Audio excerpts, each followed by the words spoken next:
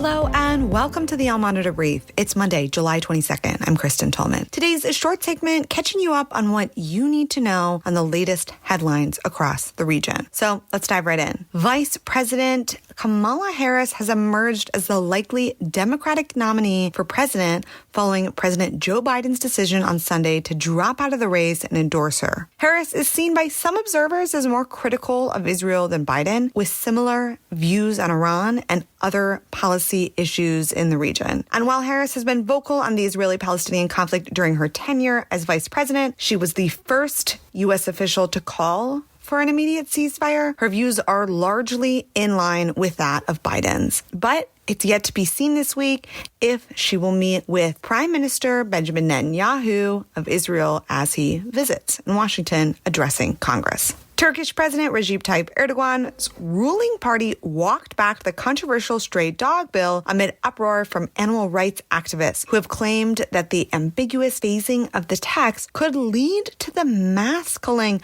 of the country's roughly 4 million stray dogs. The Biden administration resumed negotiations with the senior Iraqi delegation about the future of the roughly 2,500 U.S. troops in Iraq during meetings at the Pentagon on Monday. And U.S. President Joe Biden's withdrawal from the presidential race on Sunday and endorsement of Vice President Kamala Harris prompted mixed reviews in the Middle East, driven by his support for Israel and its war in Gaza and other conflicts raging in the region. Israel's Olympic delegation flew to Paris on Monday as the Palestinian contingent called for banning the Israeli athletes over the war in Gaza.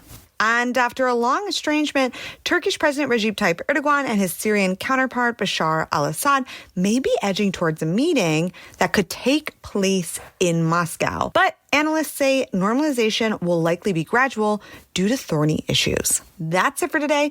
Tune back in tomorrow, and you can read all these stories and more impacting the region at allmonitor.com.